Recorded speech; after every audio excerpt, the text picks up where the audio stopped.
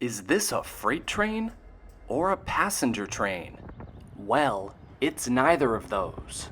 This is the MBTA geometry train, a special operation that checks the condition of railroad tracks. With a little help from their friends at CSX, the MBTA was able to check track geometry in spring 2025. However, this kind of collaboration on the MBTA system may not be around for much longer. Come along as we observe how this operation works and learn how it may change in the future.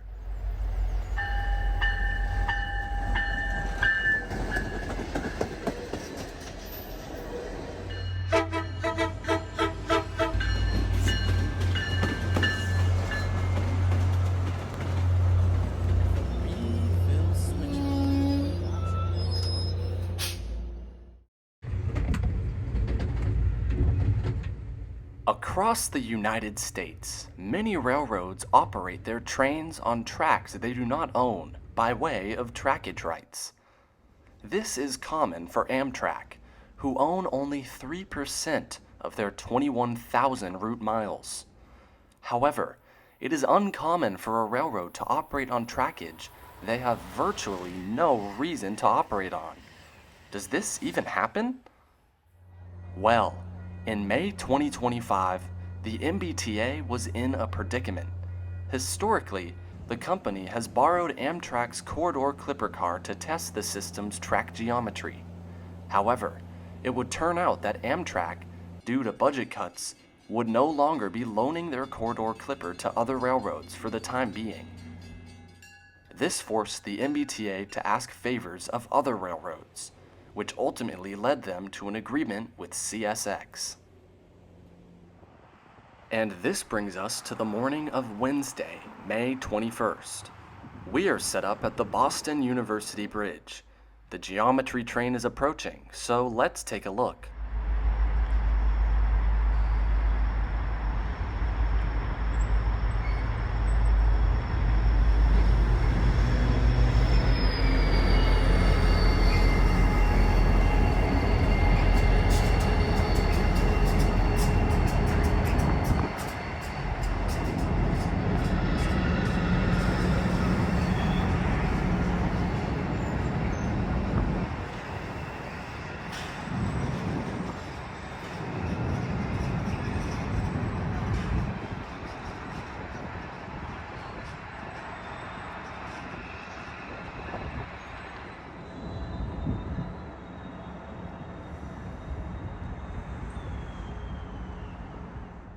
If I'm not mistaken, this moment is the first time active CSX equipment has gone over the Grand Junction running track since 2018, when CSX Local B721 was abolished. CSX owned the Grand Junction running track up until 2009, when it was bought by the MBTA and MassDOT. How cool it is to see CSX returning to these parts.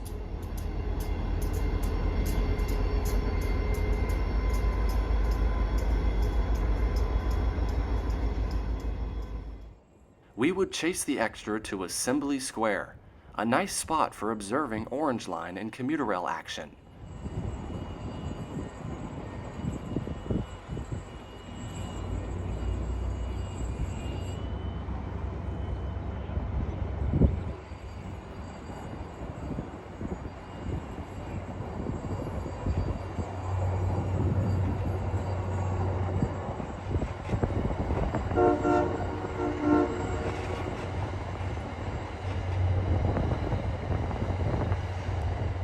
You're looking at Reading Junction interlocking on the MBTA commuter rail. Reading Junction is where the eastern route and western route split. The train you are seeing right now is an inbound on the eastern route, coming from Newburyport or Rockport. This outbound is on the western route, heading railroad east towards Haverhill.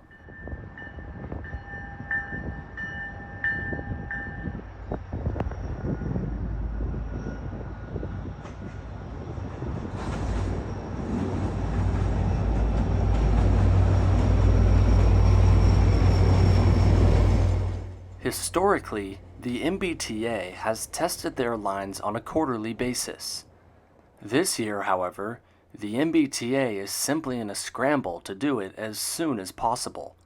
The entire south side, except for the Worcester line, was inspected by an INSCO geometry testing truck. The north side and the Worcester main line would be tested by, you guessed it, the CSX geometry train.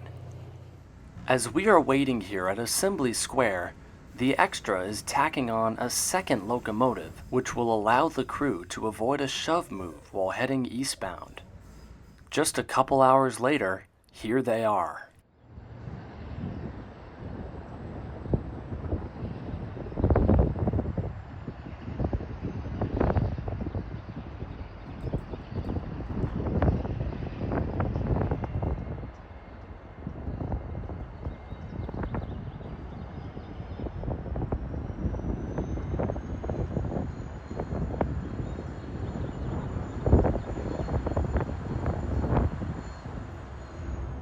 The extra would hold for a few minutes here at Reading Junction. There are downsides to stopping a train on a grade of this intensity. Notice in a moment how the extra tries to get going but ultimately can't.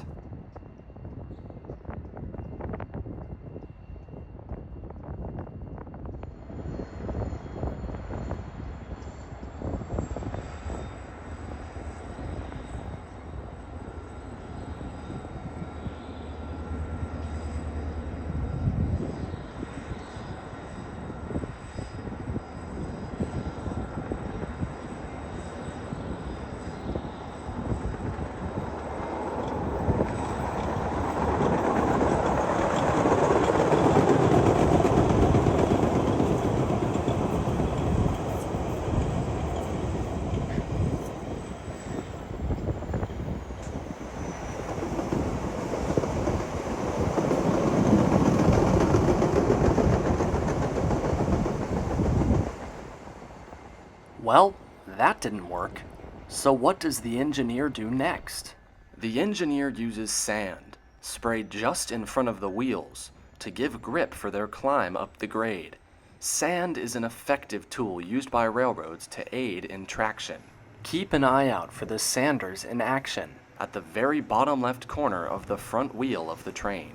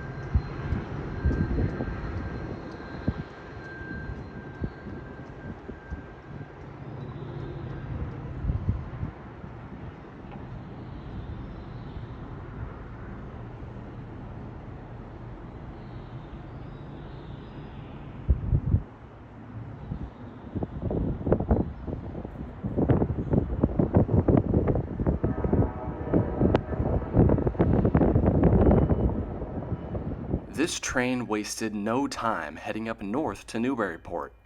We missed their eastbound trip, but catching them head back westbound would be no problem.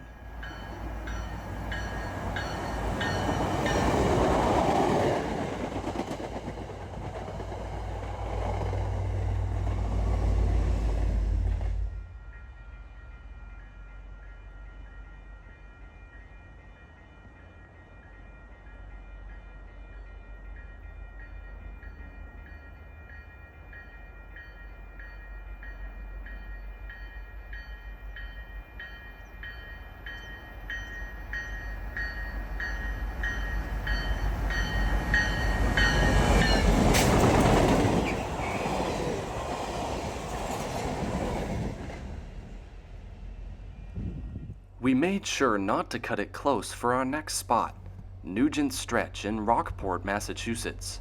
The Extra would change ends at Beverly Junction, giving us ample time to make it up to Cape Ann.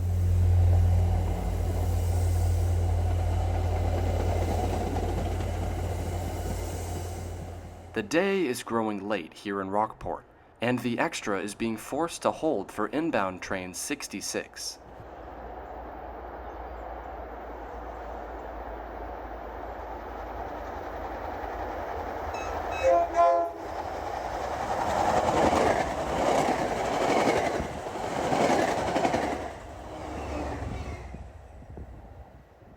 Once 66 clears Wilson by the Gloucester Drawbridge, the Extra can proceed to Rockport.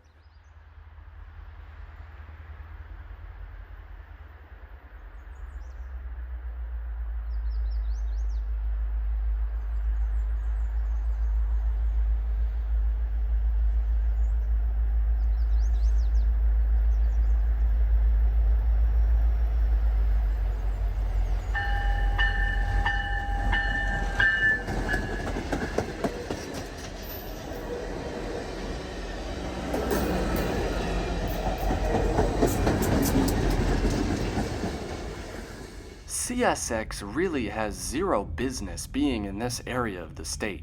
There hasn't been freight service to Rockport since the 1980s, and it most definitely won't be returning anytime soon.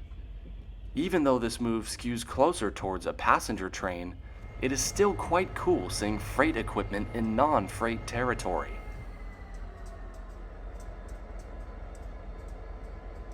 Let's take a moment to learn about this unique consist. CSX 9969 is a GP40 WH-2. Originally built as a GP40 for the New York Central Railroad, the locomotive would eventually find itself on the Maryland Area Regional Commuter Rail, or MARC. The locomotive was numbered 32, and later rebuilt into number 69, until it was retired from service and bought by CSX. It would ultimately be turned into 9969. Funny enough, this is not the first time a GP40WH has been to Rockport, or anywhere on the north side. Back in 2011, MARC leased a few of their GP40WHs to the MBTA to supplement for an equipment shortage.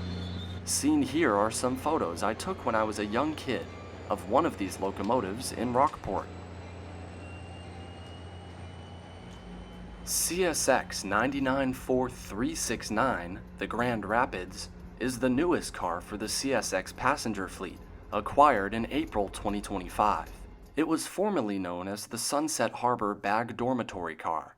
Before being with CSX, it was a private car commonly used on special Amtrak excursions. The car was originally built for Texas and New Orleans Railroad, then passed on to the Southern Pacific, and then Amtrak. The addition of this car to the consist allows for a few extra sleeping compartments, as well as extra storage for tools to fix the geometry train on the road. For the rest of the consist, CSX 994365, the Hocking Valley, is the geometry train's crew car. This one was built in the early 20th century by Budd for Union Pacific. An interesting note about the Hocking Valley is that it has its own generator on the Side A portion of the car. This is because the 9969 has a history of head-end power issues, and CSX 994386, or TGC3, is the track geometry car. Once again built by the Budd Company, this car started out on the Pennsylvania Railroad. It is now responsible for housing millions of dollars worth of computer equipment that test track geometry. It's inside of this car where all of the high-tech analysis and scanning of railroad tracks occurs. After changing ends, the geometry train is ready to head back to Boston. Rumor has it that the MBTA is in the process of making their own geometry cars, and thus, railroad loaning like this may occur much less frequently in the future.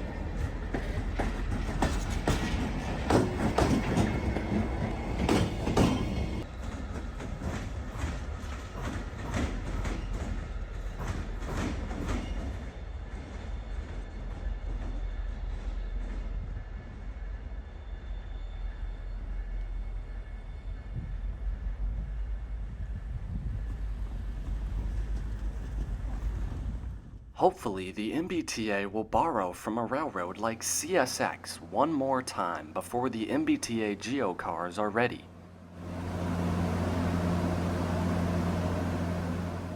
Despite the MBTA's geometry loaning days coming to an end, there is one similar operation that may never cease. The Federal Railroad Administration is an agency with the U.S. Department of Transportation, located in the government's executive branch, that oversees and regulates railroad operations in the country. It is the FRA's job to make sure people and goods are moving safely and efficiently across our country.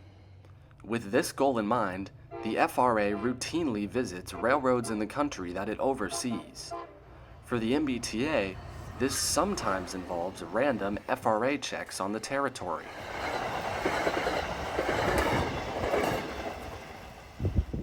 In a more grand fashion, however, the FRA pays a visit to the MBTA to ship their geometry car across the system. DOTX 216, the FRA's high-speed research vehicle, was built by Budd in 1967 for the Penn Central Railroad as a Metroliner, later being converted to Amtrak 9642. It is now used across the United States for supplemental geometry tests. When the MBTA takes this car in, they usually place it on a normal-looking consist, as they did with Amtrak's Corridor Clipper. This allows for trains to maintain track speed. And talk about track speed, here they come through Roslindale Village.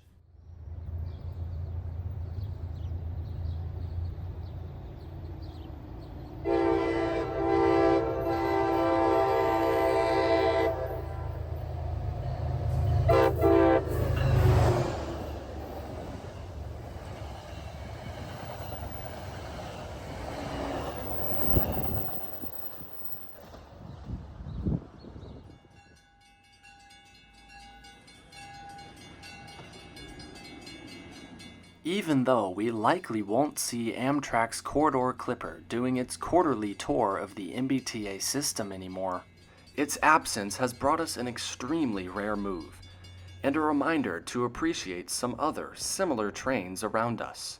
Sharing between railroads requires trust, and it is a bold thing for a railroad to loan precious equipment to another. Having a process like this allows for railroads to ask favors later on, ultimately working out in a fair and happy relationship between companies.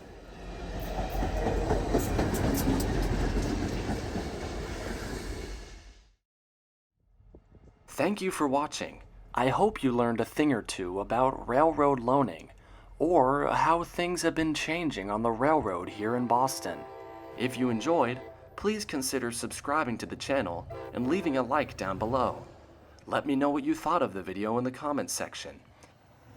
So until next time, I will see you all again soon, out there on the rail.